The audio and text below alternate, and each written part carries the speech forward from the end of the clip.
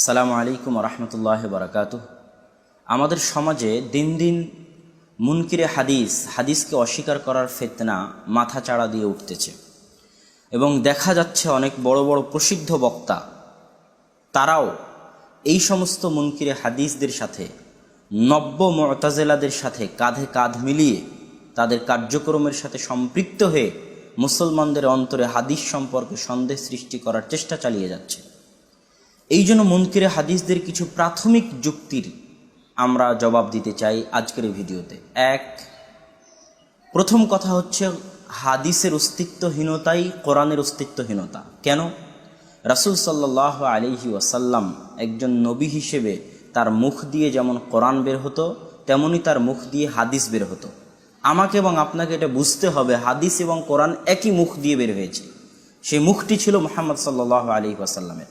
আর আমাকে এবং আপনাকে এটাও বুঝতে হবে যে মুহাম্মদ সাল্লাল্লাহু আলাইহি ওয়াসাল্লাম সবসময় শুধু কোরআন তেলাওয়াত করতেন তা নয়, কোরআন তেলাওয়াতের বাইরেও তিনি কিছু বলতেন যেগুলোকে বলা হয় হাদিস।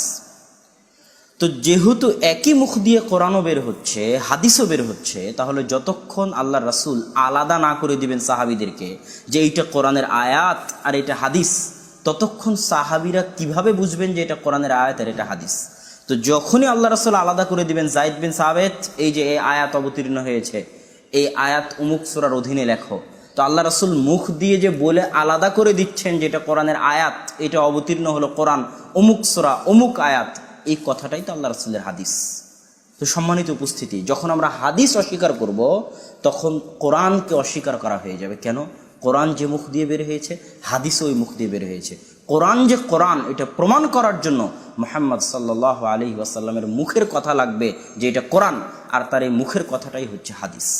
অতএব হাদিস অস্বীকার করা হচ্ছে কোরআনকে অস্বীকার করা। 2, হাদিস ছাড়া ইসলামী শরীয়ত অচল।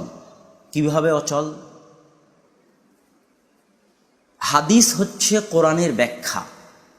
যেমন একটা মানুষ যদি মারা যায়, তার মৃত্যু থেকে নিয়ে কাফন, দাফন, জানাজার সালাত, গোরস্থানে মাটি দেওয়া, কবরস্থানে মাটি দেওয়া, সব কিছুর বিষয়ে আপনি কোরআনে কোনো দিক নির্দেশনা পাবেন না। পুরোটাই আপনাকে হাদিস থেকে নিতে হবে। তাহলে যারা হাদিসকে অস্বীকার করবে তাদের জানাজা, কাফন, দাফন, গোসল, মাটি, গোরস্থানে মাটি দেওয়া কিভাবে সম্পূর্ণ হবে? একজন মুসলিমের কিভাবে সম্পূর্ণ হবে যদি সে হাদিসকে অস্বীকার করে?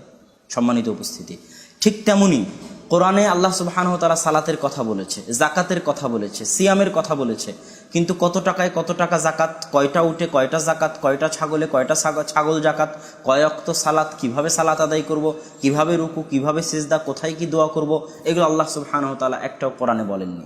সেগুলো রাসূল সাল্লাল্লাহু আলাইহি ওয়াসাল্লাম তার হাদিসে বলে গেছেন। অতএব ঠিক তেমনি আরও বহু উদাহরণ দেওয়া যাবে। আল্লাহ কোরআনে বলছেন হুররিমাত আলাইকুমুল মাইতাতু ওয়াদ-দাম, আল্লাহ সুবহানাহু ওয়া তাআলা তোমাদের জন্য রক্ত এবং মৃত জিনিস হারাম করে দিয়েছে। কিন্তু আমরা মৃত মাছ খাই, আবার কলিজা খাই, কলিজা তো রক্তপিণ্ড। তাহলে কোরআনের আয়াত অনুযায়ী আমরা হারাম খাচ্ছি, কিন্তু এটা ব্যাখ্যা করে দিয়েছে আল্লাহ রাসূল যে না, তোমাদের জন্য দুটি মৃত জিনিস জায়েজ, একটি হচ্ছে মাছ আর একটি হচ্ছে টিড্ডি পাখি, ফড়িংয়ের মতো দেখতে। আর তোমাদের জন্য দুটি রক্তপিণ্ড হালাল, একটি হচ্ছে কলিজার টুকরা আর একটি হচ্ছে হৃৎপিণ্ড, এই দুইটা রক্তপিণ্ড তোমাদের জন্য হালাল। তো যখনই রাসূল সাল্লাল্লাহু আলাইহি ওয়াসাল্লামের হাদিস আসবে তখনই সেটা কোরআনের ব্যাখ্যা হয়ে যাবে। আমরা হাদিস ছাড়া ইসলামী শরিয়া মানতে পারবো না। 3, আল্লাহ সুবহানাহু ওয়া তাআলা চাইলে কোরআনকে জিবরাইলের মাধ্যমে পাঠিয়ে বলতে পারতেন দুনিয়ার মানুষকে, এই দুনিয়ার মানুষ, এই নাও প্রিন্টেড কোরআন, স্বর্ণাক্ষরে কোরআন লিখে দিয়ে গেলাম, এই কোরআন তোমরা মানো এবং মেনে চলো। এটা আল্লাহ পারতেন, কিন্তু আল্লাহ সুবহানাহু ওয়া তাআলা এটা করেননি।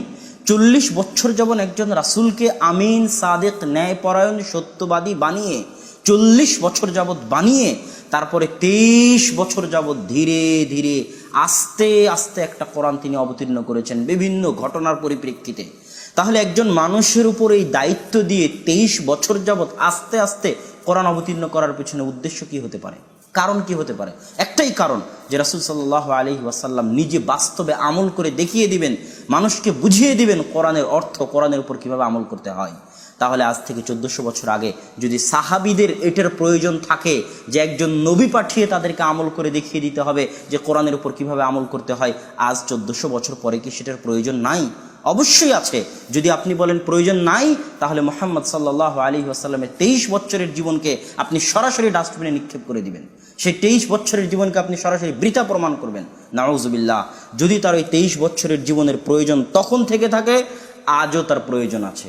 সেই 23 বছরের জীবন কোথায় সংরক্ষিত আছে? হাদিসে আছে। অতএব আপনি হাদিসকে অস্বীকার করতে পারেন না, হাদিস আপনাকে মানতেই হবে। 4, যারা হাদিসের উপর অভিযোগ উত্থাপন করে হাদিসের সংকলনকে সামনে রেখে, যে আজ রাসূল সাল্লাল্লাহু আলাইহি ওয়াসাল্লামের মৃত্যুর 150-200 বছর পরে সহিহ বুখারী, সহিহ মুসলিমের লেখা হয়েছে, চয়ন হয়েছে, তাহলে এটাকে কিভাবে আমরা সঠিক গ্রন্থ বলে মানব? কিভাবে বলবো যে এটা আল্লাহ রাসূলের হাদিস? যদি আমরা এটা প্রমাণ করতে চাই যে এটা রাসূল সাল্লাল্লাহু আলাইহি ওয়াসাল্লামের হাদিস, তাহলে আমাদেরকে এটার প্রমাণ কি? যারা হাদিস অস্বীকার করে তারা এই যুক্তিটা দেয়। তাদের এই যুক্তির উত্তরে আমরা বলতে চাই, সম্মানিত উপস্থিতি, যে সাহাবায়ে কেরাম কয়েকভাবে রাসূল সাল্লাল্লাহু আলাইহি ওয়াসাল্লামের হাদিসকে সংরক্ষণ করেছেন। এক, ধরেন আপনি কোনো আপনার প্রিয় বন্ধু, আপনার ভালোবাসার মানুষ, তার সাথে একটা দিন কাটালেন। তার সাথে একটা দিন কাটালে কি আপনাকে মুখস্থ করা লাগবে যে আমি তার সাথে এতটার সময় গেছি, এই এই এই এই করেছি, এটা মুখস্থ করা লাগবে? বাংলাদেশের প্রধানমন্ত্রী, আপনার কোনো প্রিয় নায়ক, তার সাথে আপনি একটা দিন কাটালেন, কিভাবে কাটালেন এটাকে মুখস্থ করা লাগবে? লাগবে না। সাহাবায়ে কেরাম রাসূল সাল্লাল্লাহু আলাইহি ওয়াসাল্লামের সাথে সকাল সন্ধ্যা 5 ওয়াক্ত সালাত আদায় করতেন। তো তাদেরকে কি মুখস্থ করা লাগবে যে সালাত কিভাবে আদায় করতে হয়, সালাতে কোন কোন দোয়া পড়তে হয়, এটা তাদেরকে আলাদাভাবে মুখস্থ করা লাগবে? লাগবে না। সাহাবীরা যতদিন জীবিত ছিলেন ততদিন রাসূল সাল্লাল্লাহু আলাইহি ওয়াসাল্লামের সুন্নাত, সালাত, সিয়াম, হজ, যাকাত তাদের আমলের মধ্যে জীবিত ছিল। এটা হলো 1 নাম্বার। 2, সাহাবীরা হাদিস লিখতেন। আব্দুল্লাহ বিন আমর ইবনে আল-আস হাদিস লিখতেন। আবু হুরায়রা বলতেছেন যে আমার চাইতে বেশি হাদিস আব্দুল্লাহ বিন আমর ইবনে আল-আস জানে। কেন সে হাদিস লিখতো? আল্লাহ রাসূল আব্দুল্লাহ বিন আমর ইবনে আল-আসকে বলছেন, উকতুব ফাওয়াল্লাযী নাফসি বিয়াদি আমর ইবনে আল-আস, তুমি হাদিস লেখো। ওই সত্তার শপথ করে বলতেছে আমার মুখ দিয়ে যা বের হয় তার শুধু হক ছাড়া অন্য কিছু, সত্য ছাড়া অন্য কিছু বের হয় না। 3, সাহাবীরা ছিলেন উম্মি, আনপড়, জাহেল, সেই যুগের আরব যুগের মানুষ। তাদের স্মৃতিশক্তি ছিল অনেক তুখর, অনেক মেধাবী। ইমাম জোহরি যখন বাজার দিয়ে হেঁটে যেতেন তখন কানে আঙ্গুল দিয়ে যেতেন। কেন? যেন বাজারের কথা তার কানে প্রবেশ না করে, কেননা তার কান দিয়ে যা প্রবেশ করে তাই মুখস্থ হয়ে যায়। আর সাহাবীরা লিখতে জানতেন না। আপনি আজ থেকে লেখা ছেড়ে দেন, আপনার স্মৃতিশক্তি বাড়বে। মোবাইল নাম্বার লেখা ছেড়ে দেন, মুখস্থ করেন, স্মৃতিশক্তি বাড়বে। যে অন্ধ, যে লিখতে জানে না, শুধু শুনতে জানে, তার স্মৃতিশক্তি অনেক তুখর। তো ঠিক সাহাবায়ে কেরাম তারা লিখতে জানতেন না, তারা ব্রেন দিয়ে সব হিসাব করতেন, ব্যবসা বাণিজ্য সব ব্রেন দিয়ে করতেন। সেই যুগের মানুষ তারা উটের বংশনামা, বাপ দাদা 14 গোষ্ঠী, উটের ছেলে মেয়ে, সেটা মুখস্থ রাখতো। তারা মানুষের বংশনামা মুখস্থ রাখতো। এরকম তুখর স্মৃতিশক্তির অধিকারী ছিল আরব জাতি। 4, পরবর্তীতে সাহাবীদের যুগেও মানুষ কোরআন এবং হাদিস লিখেছে। তার একটি জ্বলন্ত দৃষ্টান্ত আমি আপনাদের সামনে পেশ করে হাদিস যে আমাদের সামনে সংরক্ষিত আছে এ আলোচনা শেষ করতে চাচ্ছি। সেটি কি? সাহিফায়ে হাম্মাম বিন মুনাব্বিহ। আবু হুরায়রা রাদিয়াল্লাহু তাআলা আনহুর ছাত্র হাম্মাম বিন মুনাব্বিহের ছাত্র মা'মার বিন রাশিদ। মা'মার বিন রাশিদের ছাত্র হচ্ছে আব্দুর রাজ্জাক বিন হাম্মাম আস-সানআনী। তার ছাত্র হচ্ছে আহমদ বিন হাম্বল। তার ছাত্র হচ্ছে ইমাম বুখারী। তো আবু হুরায়রা রাদিয়াল্লাহু তাআলা আনহুর সকল হাদিস, যত হাদিস, হাম্মাম বিন মুনাব্বিহ নিজে একটা বইয়ে লিখেছেন। সেই বইয়ের নাম দিয়েছেন সাহিফায়ে হাম্মাম বিন মুনাব্বিহ। সেই বইটা তিনি তার ছাত্র মা'মার বিন রাশিদকে পড়িয়েছেন। মা'মার বিন রাশিদ সেই বইটা তার ছাত্র মুসান্নাফ আব্দুর রাজ্জাকের লেখক আব্দুর রাজ্জাক বিন হাম্মাম আস-সানআনীকে পড়িয়েছেন। আব্দুর রাজ্জাক বিন হাম্মাম আস-সানআনী, যিনি মুসান্নাফ আব্দুর রাজ্জাকের লেখক, তিনি ওই বই থেকে অনেক হাদিস তার মুসান্নাফ আব্দুর রাজ্জাকে জমা করেছেন।